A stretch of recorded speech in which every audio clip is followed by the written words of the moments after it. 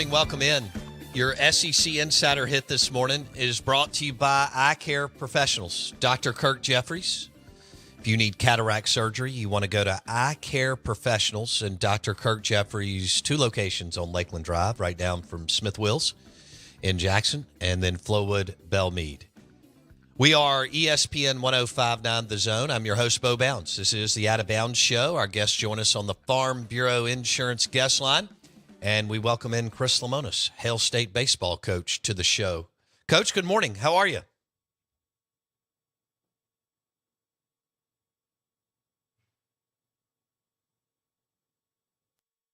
Well, we'll see if we have Coach Lemonis here in just a second. All right.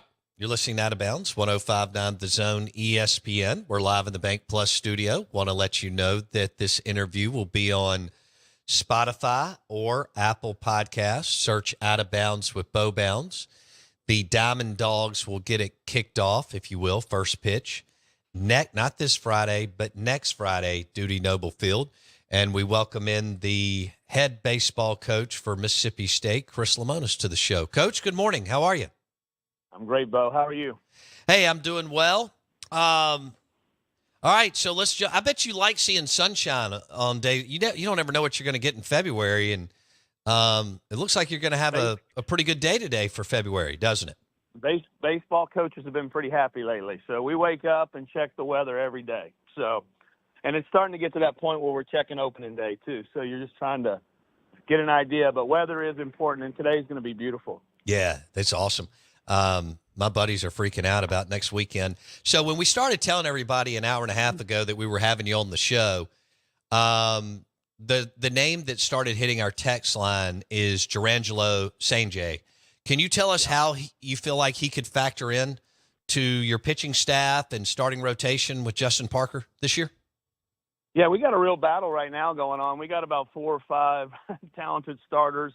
He's obviously vying for one of those top spots. Had a really good weekend this past weekend. Probably the best weekend he's had this fall through the whole fall and spring. So he's done well. He's really messed with Coach Parker, making some changes, trying to, one of the biggest things is trying to get him to smoothly transition from left to right and right to left, and be able to be a little bit better in that transition. A lot of times last year he would switch over and be 1-0. 1-0 is not a great count to have, when you're moving through, but he's done a really good job with that here in the spring training. And so, Coach, this is a guy who I would think majority of the guys y'all get, they have pitched a lot in junior high school travel ball, and yet that wasn't necessarily the case with Jurrangelo, considering how much he played out in the field and hit, right? Right. He didn't pitch a lot, and especially as an ambidextrous guy, his innings were very limited. So last year was a huge step for him, learning how to pitch at this level, but also learning a lot about himself. And even himself, he had to learn, coaches were learning too, but how do you coach an ambidextrous guy? And so I feel like we got a lot better head start on that, and so does he. He understands it a lot better. We had Justin Parker on last week, and he was really optimistic about your group. I mean, he said, look, there's talent in the clubhouse, and that y'all been working on things throughout the fall, but he maybe cautiously optimistic, but he was pretty up and excited about both the starters and what could play out in the bullpen. Yeah, I think so. I mean, we've pitched really well this spring training against what we feel is one of the better lineups out there. So he's done a great job, helping those guys, just make the next step. I think one thing that, getting a guy like Justin Parker last summer, the biggest attraction is we had talent in that staff. We just didn't pitch good. And I think that was, it wasn't like we had a bunch of guys throwing 85 who just got hit everywhere. We just needed a little bit more help, and I think he saw that, and he's done a really nice job with those guys. I mean, Nate Dome, Colby Holcomb, Jurrangelo, Cal Stevens, Bradley Lofton. I mean, those are some pretty high-end talented guys. How much discussion is it on Dome on whether or not to start him or try to get 2 appearances out of him on a weekend series, Coach? I mean, we're probably going to have to do that with one of the guys. Right now we kind of feel like one of the starters who doesn't end up being the starter is going to end up, possibly being a reliever. That guy will probably be pissed. because they all want to start. This time, a couple of years ago, it was Landon Sims. He didn't win the job coming out of spring training, and he goes out against Texas that first day and probably shows everybody he's one of the better pitchers in the country. So it's happening everywhere, but that could happen. And Nate's a candidate, but Nate's also a really strong candidate to start too. He does a lot of good things as a starting pitcher. What's it like I know you're excited. I think I ran into you in the fall. You're excited about having Auger and Simmons back. Talk about that. Yeah, it's just maturity. There's just a maturity there. They've done it before. They've been out there. I wouldn't say they're the highest draft picks in the country, but they can go out and get outs for you. And they understand how to pitch. And so I think that's going to be a really big piece. When is Bradley Lofton factoring in one of those four guys, or do you see him maybe starting out as a midweek guy? How does that look right now? He's kind of factoring. Well, he's come back and he's been a little. He's about a week or two behind because of his throwing program. So that's kind of put him as I don't know what that makes him opening weekend. Has he become a reliever? But I do think he's a starter. I mean, it's special stuff. I mean, there's a reason MLB, offered him so much money to come out. But he's back and getting ready. And, so I could see him as a really good Tuesday starter. And then he's got stuff to be a weekend starter in the SEC. So hopefully, he gets an opportunity to do that at some point. And you mentioned we're visiting with Chris Lemonis. He joins us on the Farm Bureau Insurance guest line. This is the Out of Bounds Show. You mentioned Holcomb. How has he looked in your spring training the last couple of weeks? He's been good. I mean, that's probably been one of the guys that Coach Parker's helped the most. Just mechanically had to do a reshift in the fall, kind of broke him down to square one and built him back up. And he's been really good. I mean, he's got a chance to, like I said, once again, he's 6'7", 240, and, it's up to 97 with 3 pitches he's thrown a lot of strikes. I mean, I know the strikes were an issue last year, but he's done a nice job in the strike zone, and he's pitched, really well. So he's part of that competition. I mean, all 4 of those guys, it's really tough right now. When you're Chris Lemonis on the Out of Bounds Show, ESPN 105.9 The Zone, who's the alpha on the pitching staff? I would say Cam Schulke. And Cam's a guy our fans don't know a lot about, but Cam is it's funny, he's the alpha, and he probably throws to the softest of anybody. But he was a 2-time closer of the year in the Cape Cod League, throws from about 9 different slots, but there's just a lot of toughness about the kid. And I've challenged our guys in this world of portal and changing rosters. You don't have to play here for 3 years to be the captain. You can come in and make a mark. And we don't even have a captain, but, just for him, I think he's a guy that the pitching staff looks to a lot and trust, and he's going to have the ball in his hands at a good amount of games on the line. Ross Highfield was asked to catch early in his career. That's a lot when you're a true freshman. And so how much has he progressed and matured since last June, Chris? A lot. And, I think he's probably put in more time on his craft than maybe anybody. And it's been good because we have Cheese, who's a full-time catching coach. And we also have Coach Parker, who does a great job with catchers too. So, you're getting the mechanical side, blocking and throwing and all that, but then you're also getting the pitching side with Park and a lot of communication there. So I think he's improved a lot. Hit a big home run in yesterday's scrimmage. Had a really good swing. So he's progressing along and has really improved in his, the actual receiving part of the game. I think that's the area he had to improve on the most. Okay. Do you feel like you have somewhat of a battle? This could be a good thing for you and Gotro and so on. But do you feel like you have a battle at shortstop right now? I have a battle in the middle of the infield. Before I got on the phone with you, we're making up lineups for the weekend, and we're trying to make them as close to opening day weekend and trying to figure out what's the best lineup. And it's a good problem to have, but I have 3 guys that can all play at this level, and we're trying to figure out, one's a little better offensively, one's a little better defensively, So I think because Murch can play second too, so you have this rotation of all 3 guys that are just really high-end players. So, yeah, we do. That's probably the biggest competition on the field right now. Okay. So right there in the middle infield with shortstop And second, you got Mershawn, Larry. Who's the third guy, Chris? Dylan Cup. So tell me about him. Dylan Cup was the Team USA shortstop. And got off, started getting phone calls at the end of the first round, second round, turned them down, came to school. A lanky, probably 6'2" shortstop, but a really, really good defensive player. Probably as good a defensive shortstop as you'll be around, and got the ability to hit. Being a freshman, you never know how much they'll hit, and he's got a lot of makeup to him too. So, but he's played on the national stage for years, and he's just very, very talented. But so is Mersh, and so is Amani. I mean, we have they're all three so different type of players. Mm-hmm. It may be a matchup type thing as time goes on too. He is Chris Lemonis on the Farm Bureau Insurance guest line. Yeah, my takeaway last year was David Mershawn has some dog in him. Is that what you see? Yeah, he loves baseball. And you don't find that as much anymore. I mean, kids just don't. David Mershawn lives, breathes baseball. That's all he wants to do. He's here all the time. We're having camp. He's sitting in the stands watching camp. I don't know what he's doing, but our kids usually don't want to go near camp. So, but he lives it. So, great base runner, switch hitter, good defender. Just does a lot of things to help you win games. All right, Dakota Jordan. I mean, this is one of the most talented players. This is saying a lot. You know this. To ever step foot on campus in a baseball program that's produced a lot of MLB talent. Talk about his progression from last summer through fall ball to today. Well, I think his progression has been a lot of maturity right now, though, since he's been back in the fall.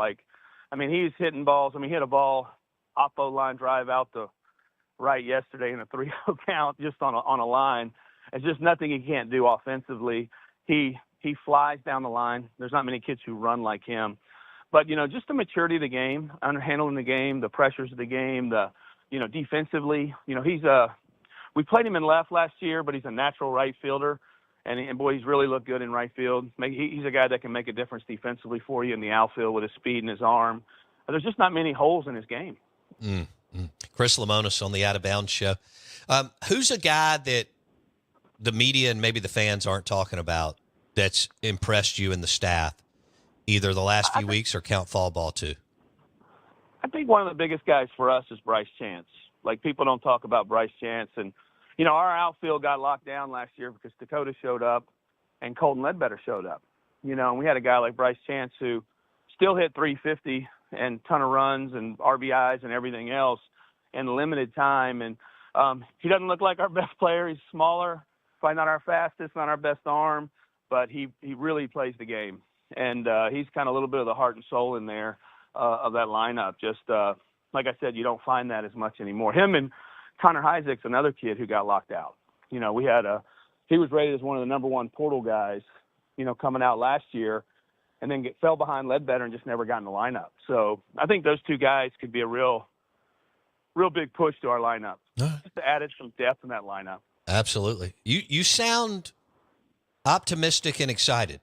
Is that fair? Yeah, we are. God, to get past last year, no, anybody would be excited. And number two, just I like our group. We haven't played well. That's evident, right? But we like our guys, and we have a lot to prove. We're not getting a lot of love, and as a coach, you love that because you get to play off that a lot. So I think I got a team of kind of pissed off dudes that have been working their tail off, and they're ready to play.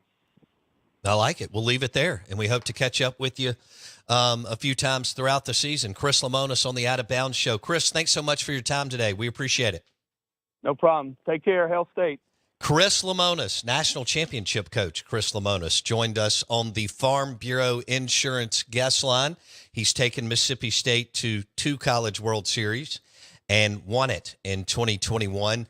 And, I don't want to read too much into it, but Justin Parker sounded pretty optimistic last week talking about his group of pitchers. Mm-hmm. Chris Lemonis, here's the question. Was that Lemonis's biggest recruiting recruit last year? Grabbing Justin Parker from a regional team at South Carolina that's played for 3 national titles and won 2 in the 2000s, and Ray Tanner lived in the College World Series. So, again, there's nothing wrong with going and get the pitching coach from UT Chattanooga, right? Or Indiana State. But they went to South Carolina who's got multiple rings, played for it 3 times, and was in the postseason, I think that was probably the biggest get, possibly, for Chris Lemonis last year. I mean, especially because of the talent development and the talent that could be developed. I mean, he acknowledged it. They couldn't throw strikes. They couldn't get people out. Yeah. And it just one thing led to another. I mean, if they're just pretty good on the mound, they got a chance to do some things this year with Dakota Jordan and Mershon and Hunter Hines and Highfield. And I think people, that's a great point on Amani Larry, kind of sleeping on him. So we'll see. I think they got to get to the postseason. They got to figure this thing out. But it sounds like they'll be much improved on the mound, and then people are super excited about the lineup. Dakota Jordan kind of hits like you. Yeah, I was just thinking in your softball club. Dakota Jordan and Hunter Hines could probably tear down a government overnight. You give those two guys a baseball bat and tell them to take down a government, like Yemen or something. Yeah, they're getting it done. Yeah, you give 2 tree trunks. I mean, those guys are huge. And he was rattling off several metro area guys. So Dakota Jordan from Canton ended up at JA. Hunter Hines played at Madison Central. Bryce Chance played at MRA. Right. So can you imagine having any one of those kids, maybe even 2, on the same select baseball team? No. Good. I think some of them did play together. I don't obviously keep up with that. But that's a good point on those dudes. Like, just from around the area, they play some kids from Sioux Falls, Iowa, and just absolute missiles. Dakota Jordan. This is it for him. He's draft eligible as a sophomore. And I think I got that right, unless I'm pretty sure he'll be 21. So Mississippi State would like to squeeze everything they can, right, out of him. A good number at the plate. They want him to rake, power numbers to the gap and over the fence. Lemonis mentioned the way he can run. I think people forget about that. As far as, especially first to third.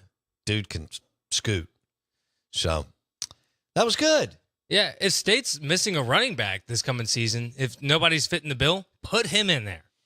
That's Anthony Dixon. I thought that they actually should have picked up a running back in the portal, but nobody listened to me or called me to ask me. Right. Jeff Levy did not call me. Because I just think running backs are a dime a dozen. Yeah. I do. I think in the Sun Belt, I think guys who can churn out 600 yards plus on the ground, couple hundred yards receiving, make people miss. I just think they're everywhere. Not sure what they have in the room. We just totally took a right turn. But anyway, you're right. Dakota Jordan does look like he could play running back in the Southeastern Conference. We are the Out of Bounds Show. We're driven by your next Ford F-150 truck. Mac Hike Ford, I-55 North in Jackson. Mac Hike Ford for your next Ford F-150 truck. Tell them we sent you. They've got a great selection, pre-owned and new at Mac Hike Ford, I-55 North in Jackson. Look what's on ESPN right now. They were talking about John Riggins and his performance in the Super Bowl in the 80s. He ran for like 144 yards. Dude was a tank. Tank for the Redskins, with Commanders now. Yeah. Yeah. We need more running backs like that. Nobody's really going with the old, like, Eddie Lacy, Derrick Henry style anymore. No, you don't see as much of that anymore. You're right. Although McCaffrey's physical is all get out. Oh, so yeah. is Pacheco. That's a good point. Pacheco's like... I know he's not feisty. Built like what you were describing. Yeah. But he's more physical than his size and stature. But going back to McCaffrey, he's a physical dude. Yeah. And then if they run Debo out of the backfield, ooh, come on. Right. I mean, see, McCaffrey's the kind of guy to run you over. Pacheco's the kind of guy you like grab his ankle and he like bites your wrist and you let go. That sort of guy. I agree with that. Like, and then runs as fast as he can. That's like David Mershon. shortstop for Mississippi State. Okay. He's that guy. He's got some serious dog in him. He and Ross Highfield. I mean, I just think they're scrappers. You know what I'm saying? Mm-hmm. Yeah. Yeah. They'll bite the ankle. Dan Campbell. Exactly. What do you think, Dan? You think Dan Campbell's going to go out to Vegas and at least partake in a Super Bowl party? Not stay for the weekend. Yeah, right. Hit a Wednesday or a Thursday night. I don't see why not, because it's not like, it's not like, say, he's been there for so long and he's had disappointing season after disappointing season and the expectations are up there. He had a crazy season compared to the expectations. Go out and celebrate. Yeah. It's not like you'd be sulking and not being in the Super Bowl. It's like, my season's over. I'm a hero in Detroit, no matter what. Now let's go win 60 grand on blackjack. Let's go to the Patron Super Bowl party. That's one of my bucket list. Yeah. Beautiful people, amazing premium tequila, some kind of cool resort and casino. What do you think? I'm digging that. Can you still make it? I think you could still make it. Should I jump on a plane tomorrow? Come on. Why not? Yeah, fly private. Just get your... Who's listening that has a plane? The Ag Up Equipment text line, 601-885-3776. Good morning. Welcome in. We are the Out of Bounds Show, ESPN 105.9 The Zone. I'm your host, Bo Bounds. We just had Chris Lemonis on the show. That was fun. He seemed like he was in a good mood. Oh, definitely. I mean, everybody's 0-0, so they're undefeated. Yeah. He and Bianco are somewhat in an Ostrander, or somewhat in a, how about positive mindset? Okay, right. And he likes that sunshine out there. Because you could be Michigan State baseball this morning. Yeah, I don't know if you're able to practice. Penn State, Wisconsin. I don't even know if they have baseball, but you know where I'm going. Yeah, definitely. Yeah, I mean, and plus, as a coach in general, I think that the weather just has a different meaning to it, Like, smell of fresh cut grass. Fair enough. Whether you're one of those old style coaches, first thing in the morning throws in a big old shawl, just you're smells, all about the dip. The smells. Well, that's to me that was a coaching staple growing up. Here's what I got for Bianco and Lemonis today. High of 60, sunshine. Ooh. Tomorrow, high of 64, mostly sunny. They're loving this. Yeah. Thursday, high of 62, just a little clouds. Then they got rain in the weekend, but I think it's just kind of scattered. Comes back the next week, and they've got sunshine going into the opening weekend. Let's go. Yeah. Mike Bianco will join us at 9:30 tomorrow. Yes. Cool. 9:30 tomorrow. RT on the text line says that he has a crop duster plane. So if that'll get you to Vegas. I'm not getting into that. Come on. No. I could get you there. Well, what would that take, a week? No, come on. You just fly at like 400 feet high, Just right over cities. No way in hell I'm getting in one of those. Not happening. We are the Out of Bounds Show, brought to you by the Ribs and Blue Plates at Fleetway Market and the Market Cafe in Gluckstadt. Mike Detillier at 9:30.